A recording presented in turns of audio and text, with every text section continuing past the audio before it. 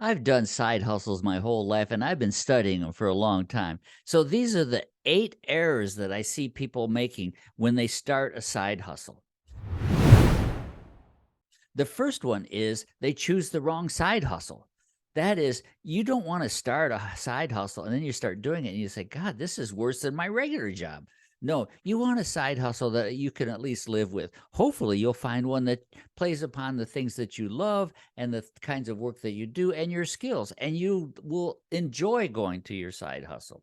The other thing about choosing a side hustle is be careful not to choose one that it has a big financial investment in the beginning, either legitimately or as a scam. Legitimate ones, like if you have to put a lot of money in it before you can start working it and getting some return, I'd be wary of that because if you back out of the side hustle for any reason, then you're going to lose that investment.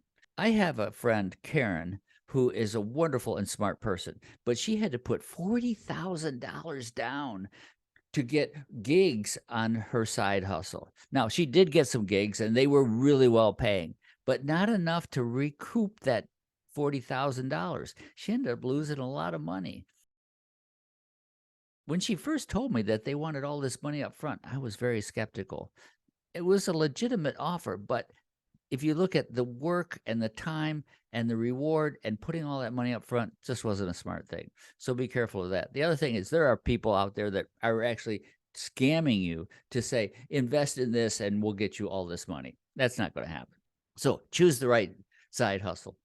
The second thing is marketing, and that is most people think that if I build it, they will come. And it's not like the movies. You have to market your services one way or another. If it's a local thing, you got to figure out a marketing plan. How am I going to get the word out there that I'm doing whatever I'm doing, that you're now in business doing your side hustle, whatever it may be?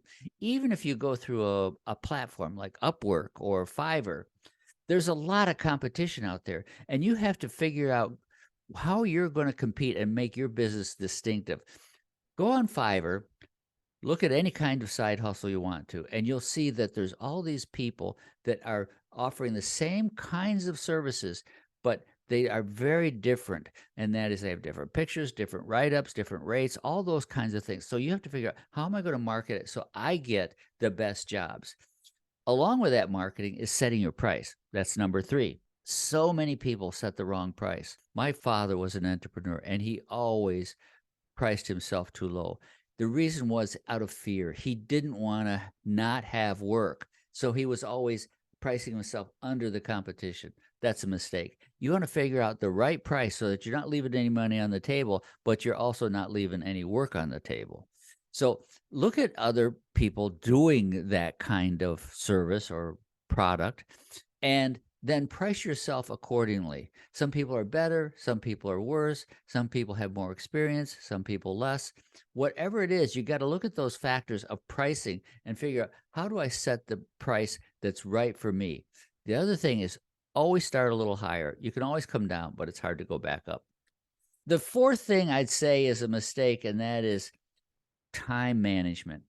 And we have a video on planning fallacy. Planning fallacy basically is, if I think it's going to take me 30 minutes to mow the lawn, I'm always wrong because it takes me 45 minutes. There's always something that comes into play that somehow slows you down. Things take longer than you expect. And so your side hustle is going to absorb more time than you anticipate. So plan your time accordingly. I'll give you a great example right now. My wife is out working in the garden. It's a beautiful Carolina Sunday, and I'm in here creating videos.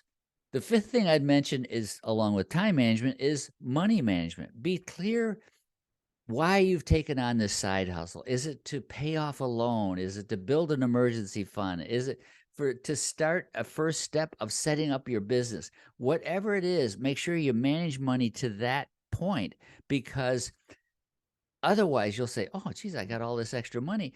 And that money will burn a hole in your pocket and you'll spend it. And then you'll say, "Oh, I didn't pay off the loan and I don't have my emergency fund," unless you manage the money very carefully. Number six is forgetting that January is the beginning of the year. And what I mean by that is most side hustles will be paid on a 1099 contractor tax form. So in January, you're going to get a 1099 form. And by the way, no one took out the taxes for you like you do on a regular job. So you're going to have to pay taxes on the money you get from this side hustle. So be aware that January is coming and you're going to have to pay taxes by April. Also, you're going to have to pay quarterly self-employment taxes if this is an ongoing and successful kind of thing. So study the tax laws, make sure you're putting money away with the government in terms of self-employment taxes every quarter, and have that enough money set up on the side so that you can pay your taxes when they come due. Number 7, I would say, is I see people start a side hustle and it doesn't go perfectly right at the beginning. They hit the natural bumps in the road that you're going to have with any new endeavor and they give up. So don't give up too soon. Make sure you give this thing a good try and that you give it the chance to say, this is going to be an adjustment towards my life, my finances, my time, and let those things soak in and try it out for a reasonable period of time and see if it's profitable. Sometimes you start out with a project that's a side hustle, it's not making money, but with a couple tweaks, all of a sudden it could be a very profitable business. So it takes time to market, it takes time to build clientele, it takes time to get used to a change of any type in your life. So don't give up too soon.